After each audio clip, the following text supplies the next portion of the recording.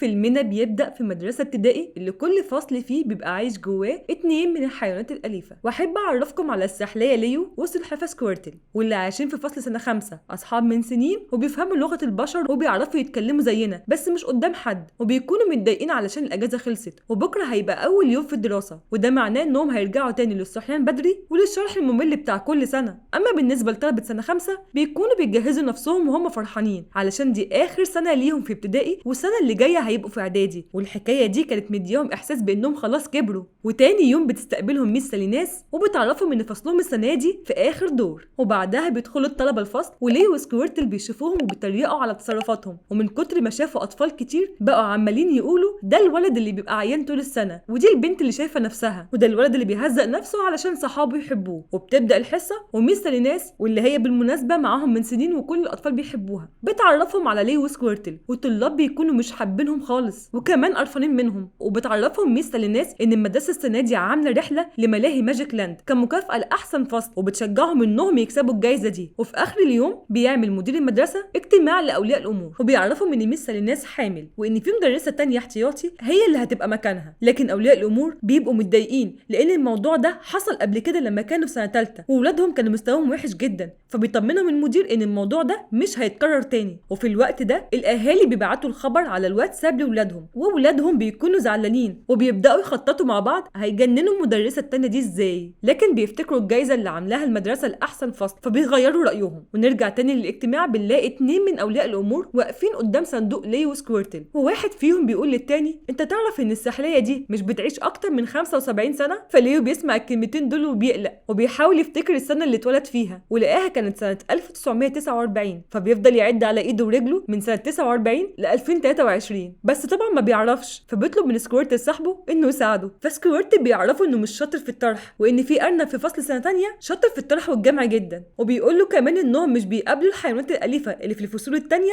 الا يوم التدريب على الهروب اثناء الحريق، وده مش بيحصل غير مرة واحدة بس في الشهر. فقال له هو انا لسه هستنى للشهر الجاي؟ مشغل هو الانذار بتاع الحريق، وكل الفصل طلع يجري لحد ما جه ولد واخد الصندوق اللي فيه ليو وسكويرتل وجري بيهم وحطهم في المكان المخصص للحيوانات الأليفة. فبيستغل ليو الفرصة وبيقابل الأرنب وبيقول له على تاريخ ميلاده وبيطلب منه انه يحسب له بقى عنده كام سنة دلوقتي، فحسب له الأرنب وقال له 74. وبعد كده بيرجعوا كل الطلبة على الفصول ومعاهم الحيوانات بعد ما اتأكدوا ان انذار الحريق ده كان بالغلط. وبعد ما بيرجعوا بيسأل ليو سكويرتل هو مش برضه بعد 74 75؟ فسكويرتل قال له ففهم ليو انه فاضل له سنة واحدة بس ويموت، فبيحصل له كده. وبعد ما بيفوق بيكون زعلان ومتضايق لانه معاش حياته ولا حب ولا اتحب ولا حتى جرب انه يصطاد حشرات بنفسه. وبعدها بنتفاجئ كلنا بالمدرسة الجديدة اللي جاية علشان تستلم الفصل من ميس ساليناس، وبتدخل دخلة رمضان مبروك ابو العالمين حمودة، والاطفال اول ما بيشوفوها بيعرفوا ان سنتهم سودة ومهببة وبيخافوا من شكلها جدا، وبتطلع كل الحاجات اللي هتستخدمها في العقاب. ايه ده؟ وبتمشي ميس ساليناس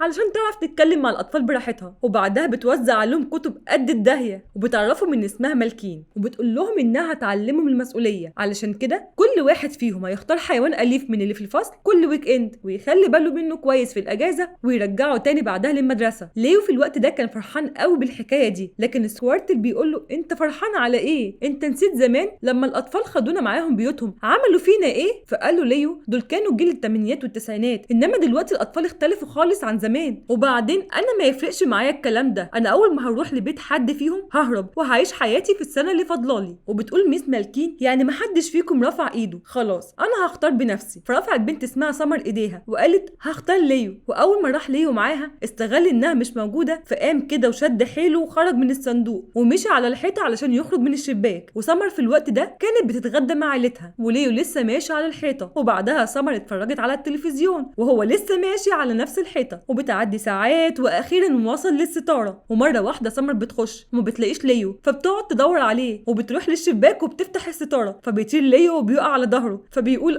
يا ظهري. فسمر اتخضت وقالت مين اللي بيتكلم؟ فقال لها ده التمثال. فاتفاجئت سمر ان ليو بيتكلم ولسه هتنده على مامتها هجم عليها وقال لها شش تعرفي ان انت الوحيده اللي تقدر تسمعني واتكلم معاها؟ انت عارفه ليه؟ علشان انت بنت جميله ومميزه جدا، بس ارجوكي الموضوع ده يبقى سر ما بيننا، علشان لو حد عرف هيودوني المعمل ويقعدوا بقى يعملوا فيها تجارب وحاجات، وانا مش عايز كده خالص. فسمر قالت له خلاص ما تخافش، انا مش هقول لحد، بس انت فعلا شايفني بنت مميزه؟ اصلا انا مش حاسه بكده خالص، علشان مش عارفه يكون عندي صحاب. ده انا كل ما اتكلم مع حد ينام مني او وشه يعمل كده، وكلهم بيقولوا عليا بنت رغايه، وانا مش حاسه ان انا رغايه خالص. ولا انت شايف ايه؟ ها؟ فبيقول لها ليو لا ما تاخديش في بالك. بصي يا حبيبتي، انت لما تيجي تتكلمي مع حد حاولي تساليه عن حاجه تخصه، وده علشان تديله فرصه ان هو يتكلم، وفي نفس الوقت تدي نفسك فرصه انت كمان انك تسمعي وتبطلي رغي. وتاني يوم بترجع سمر ليو للصندوق وبتنفذ كلام ليو، وبتلاقي نتيجه هايله. اما ليو فصاحب سكويرتل اول ما شافه قال له ايه ده؟ انت مش قلت انا ههرب ومش هاجي هنا تاني وهعيش حياتي؟ فقال له ليو ايوه قلت يا سيدي، بس انا ان شاء الله المره اللي جايه ههرب ومش هتشوف وشي تاني. وقبل الويك اند اللي بعده بتسال ميس مالكين عن مين المره دي هياخد حيوان اليف معاه، فبترفع سمر ايديها، فبتقول لها لا ما ينفعش، هي بتبقى مره واحده بس. ها مفيش حد هيرفع ايده؟ فبيرفع ايده ولد اسمه إيلاي وبيقول انا هاخد ليو. وبنلاحظ ان إيلاي بيبقى معاه دايما درون اهله اللي جايبينهوله علشان يهتم بيه وياخد باله منه كده، وبتروح سمر وراه علشان تطلب منه لو ينفع تزوره في البيت، بس الدرون بيقيس حرارتها قبل ما تتكلم معاه، وبيقول لها طب معلش شويه كده، وبعدها بيركبوا العربيه غصب عنه وبيربط له حزام الامان وبيخليه فله. ولما بيرجعوا البيت اهله بيلبسوه بدله تعقيم علشان الامراض اللي ممكن تجيله من السحليه، وبيفضل الدرون مع إيلاي يعقم له اي حاجه او ياخد باله من اي حاجه قبل ما ياكلها، وبيبان ان إيلاي مش عارف يستمتع بحياته بسببه. وبعد ما صاحبه مشي علشان اتخنق، مامة إيلاي طلبت منه انهم يتغدوا مع بعض، فبيستغل ليه الفرصه وبيطلع من الصندوق علشان يهرب، بس ساعتها بيتفاجئ ان في دفايات بتسحبه، ولما بيهرب منهم بيلاقي نفسه واقع جوه مدينه من المكعبات، وبيفضل يمشي يا حرام لحد ما بيقع، وبعدين بيلاقي مكنسه بتشفطه وبتقطع له ديله وبينقذه منها الكلب بتاع إيلاي، فبيشكروا ليو جدا. وإيلاي في الوقت ده كان واقف وسمعه واتفاجئ زي سمر بالظبط، وبياخده على الاوضه، وليو بيقول له ان هو الولد الوحيد اللي يقدر يسمعه علشان هو ولد جميل ومميز، وبيتفق معاه ان الموضوع ده يبقى سر ما بينهم. فإيلاي بيوافق وبيحكي له عن اهله اللي خايفين عليه بالزياده، لدرجه ان هم اشتروا له الدرون عقده حياته اللي مراقبه في كل حاجه، اللي مخليه لا عارف يلعب ولا يصاحب حد ولا يعمل اي حاجه بنفسه. فقال له ليو سهله، انت بس اكتب له جواب اشرح له فيه اللي مضايقك منه، واطلب منه انه يديلك مساحه من الحريه. بس لما الدرون بيقرا الجواب بيتقمص وبيروح يرمي نفسه في الزباله، وليو بيقول لإيلاي انه هيزعل شويه وبعدها هيتعود. وبعدها ليو وإيلاي بيقعدوا يلعبوا مع بعض، وإيلاي بيبقى حب ليو جدا. وتاني يوم بيرجعوا المدرسه، فاول ما سكويرتل شافه وشاف ديله مقطوع قال له ايه ده؟ هو انت بتهرب نفسك على مراحل ولا ايه؟ فرد عليه ليو وقال له اتريق بس ان شاء الله المره اللي جايه اكيد هعرف اهرب. وزي المرتين اللي فاتوا بتسال ميس مالكين مين اللي هياخد الحيوان الاليف معاه المره دي، فبيرفع إيلاي ايده، فبتقول له سمر انت خدته معاك المره اللي فاتت. ولما زميلتهم جايده شافت حب سمر وإيلاي لليو رفعت ايديها وطلبت انها هي اللي هتاخد ليو معاها الويك اند ده، واستغرب سكويرتل من حب سمر وإيلاي ليه. ولما بيروح ليو مع جايده لبيتها، ليو بيلاحظ ان جايده من عيله غنيه جدا، ورغم كده هي ما بتكونش مبسوطه، وقرر ان هو يجيب من الاخر ويفضح نفسه ويعرف جايده ان هو بيتكلم بس هي الوحيده اللي تقدر تسمعه علشان لب لب لب لب.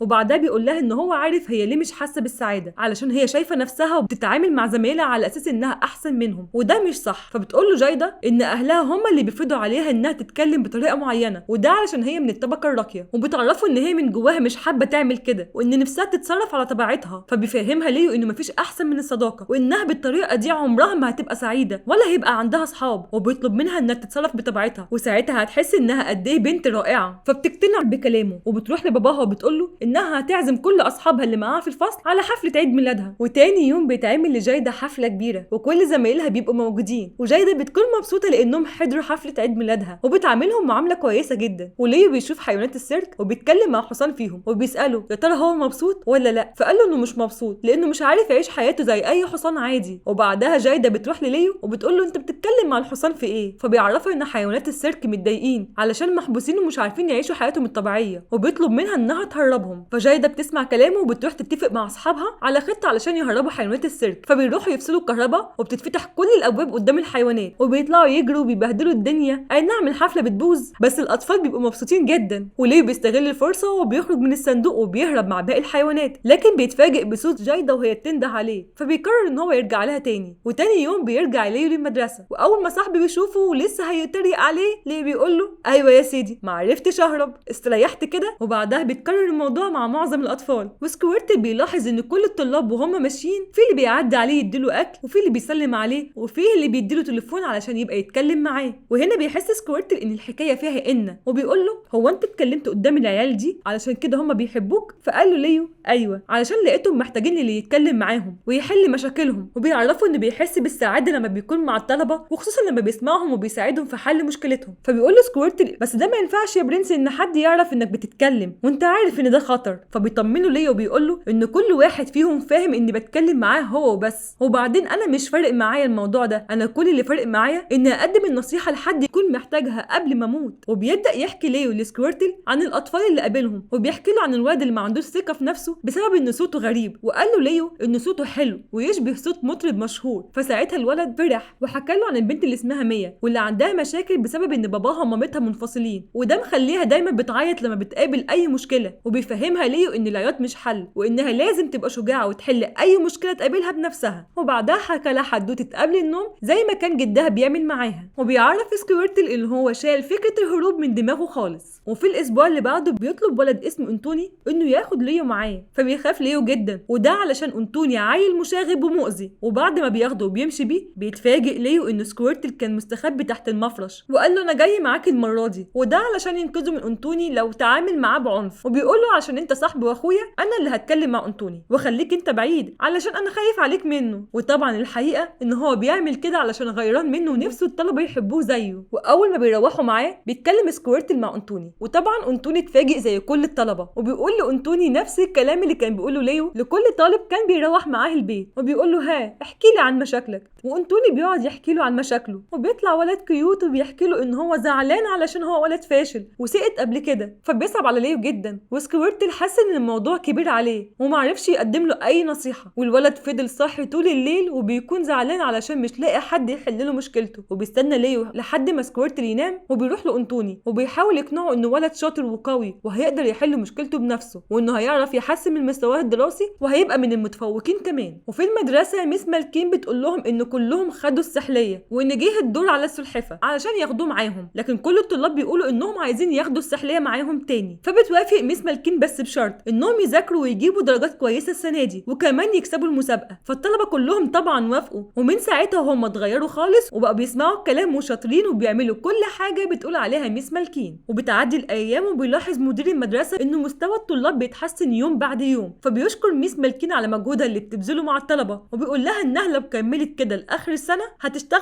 معاهم مدرسه اساسيه السنه الجايه. وفي الوقت ده بيكون ليو بيكلم الطلاب على الموبايلات اللي معاه وبيبقى مش عارف يكلمهم كلهم في نفس الوقت. وسكويرتل بيقول له ان هو ممكن يساعده وبياخد الموبايل وبيصوروا فيديو كول وكل الطلاب بيشوفوا الفيديو وبيعرفوا انه ليو كان بيضحك عليهم وانه بيتكلم قدام اي حد عادي. فراحوا له ووروا له الفيديو وقالوا له انهم زعلانين منه علشان ضحك عليهم. فقال لهم ليو انه كان عايز يساعدهم ويغير حياتهم للاحسن لكن كل الطلبه كانوا شايفين انه ليو كذاب واناني. وفي الوقت ده بتكون ميس مالكين شافت وسمعت كل حاجه وفهمت ان الطلبه اتغيروا علشان ليو مش عشانها. وفي اخر اليوم الدراسي بتاخد ميس مالكين ليو معاها البيت وبتقعد تحكي له قصه حياتها وانها كانت طالبه في المدرسه دي زمان وبتفكره بنفسها وانها لما كبرت شغل لها مدرسه احتياطي وهي نفسها يتحقق حلمها وتشتغل مدرسه اساسيه زي باقي زمايلها. فبيقول لها ليو لو عايزه ده يحصل بجد لازم تتعاملي مع الطلبه بطريقه الطف من كده وبالتالي الاطفال هيحبوكي ومستواهم هيتحسن في الدراسه وده هيساعدها انها تبقى مدرسه اساسيه في المدرسه وبمرتب ثابت. وبيطلب منها انها تساعد الطلاب في انهم يفوزوا في المسابقه. وليو كمان بيفتح لها قلبه وبيقول لها انه كان نفسه يعيش زي اي سحليه عاديه في اي حديقه ويصطاد حشرات ويعيش حياته. وتاني يوم بتروح ميس مالكين المدرسه وبتكون مخبيه ليو في جيبها علشان لو عملت حاجه كده ولا كده وبتتعامل مع الطلبه بطريقه لطيفه جدا وبتساعدهم في اختيار الشخصيات اللي هيقدموها في حفله التاريخ. وفي الحفله بيطلع كل طالب وهو لابس لبس الشخصيه اللي هيتكلم عنها قدام الحضور وكل الحضور بيبقوا مبهورين بيهم وبيطلعوا المركز الاول وده معناه انهم كسبوا رحله ملاهي ماجيك لاند. وكل الاهالي بيشكروا مالكين على مجهودها وانها فعلا قدرت تغيرهم والاطفال بيكونوا لسه زعلانين من اللي عملوا ليو معاهم لكن ميس مالكين بتبقى فرحانه لانها كسبت لقب افضل مدرسه احتياطي في المدرسه. وبعد ما الحفله خلصت خدت ميس مالكين ليو في عربيتها ورمته قدام حديقه كلها حيوانات وبتكذب عليه وبتقول له انه هيكمل بقيه حياته هنا علشان الطلاب زعلانين منه ومش عايزين يشوفوه تاني وبتعرفه انه اللي عمله ده ده اثر على مستواهم في المسابقه وخلاهم يخسروا وبتسيبه وبتمشي. وتاني يوم ميس مالكين بتلاقي الطلاب بيدوروا على ليو جوه الصندوق وبتكذب عليهم هم كمان وبتقول لهم انه سايب لهم رساله اللي هي كاتباها، وبتقرا لهم ان ليو بيقول لهم ان هو قرر ان هو يمشي ويسيبهم مع ميس مالكين لانها هي اللي بتساعدهم ان هم يكونوا متفوقين، وبيطلب منهم ان هم لازم يسمعوا كلامها. وكل الطلاب بيكونوا زعلانين، لكن ميس مالكين بتقول لهم انهم ما يفكروش في اي حاجه غير في رحله ماجيك لاند. وفعلا بيجهزوا وبيروحوا علشان يركبوا الاتوبيس اللي هيوديهم للملاهي. وفي الوقت ده بيحس سكويرتل بالذنب وكان متاكد ان ميس مالكين عملت حاجه وحشه في ليو، فبتجيله فكره ان يمسك موبايل بتاع ايلاي ويبعت منه رساله للدرون ويطلب منه انه يجي. واول ما بيجيله بيعدله، وبعدين بيطلب منه سكويرتل انه ياخده بسرعه ويوديه للاتوبيس، وبيقدر الدرون ان يعرف مكان الاتوبيس. واول ما بيوصل الدرون ايلاي بيفتح له الشباك وبيدخل سكويرتل وبيعترف للطلاب ان هو خدع عليه وصوره من غير ما يعرف، وهو اللي بعت لهم الفيديو علشان يزعلوا منه، وده علشان كان غيران منه لان مفيش حد بيحبه. لكن بعد كده حس بغلطته وجه هنا علشان يصلحها، وان في اليوم اللي اتخانقوا فيه مع ليو جت ميس مالكين وخدت ليو معاها البيت، ومن اليوم ده وليو مرجعش تاني، وان اكيد ميس مالكين عملت فيه حاجه علشان هي كانت غيرانه منه ونفسها يبان قدام الكل انها هي اللي ساعدت الطلبه انهم يبقوا متفوقين وان هي اللي خلتهم يكسبوا في المسابقه. وميس مالكين بتحس بالكسوف من اللي هي عملته، وكل الطلبه اتصدموا من اللي سمعوه وبيروحوا لميس مالكين وبيضغطوا عليها علشان تقول لهم هي ودت ليو فين، وبتقول لهم ان هي ودته حديقه كلها حيوانات. وسكويرتل اول ما سمع الموضوع ده عرفهم ان كده ليو في خطر وانهم لازم يروحوا عشان ينقذوه، وان ليو كان مفهم كل واحد ان هو بيتكلم معاه هو بس، وده علشان يغير كل واحد فيكم للاحسن ويقدم له النصيحه قبل ما يموت. وميس مالكين بتقرر ان هي تصلح غلطتها، بتروح تطلب من السواق انه يغير طريقه ويطلع على حديقه الحيوان، بس هو بيرفض وبيقول لها انه ممنوع. فبتتخانق ميس مالكين معاه، بس لما بتحس ان مفيش فايده بتغمز للاطفال وبتقول لهم خلاص يا ولاد احنا لازم نسمع كلام السواق ونروح الملاهي. وفي الوقت ده ليو هو في حديقه الحيوان بيتلم عليه شويه حيوانات وبيقعدوا يضربوا فيه ولسه هياكلوا، بيلحقوا الحصان اللي كان في عيد الميلاد وبيعرفهم ان هو ده السحليه اللي هربهم. وبعدها ليو بيحكي لهم قصه حياته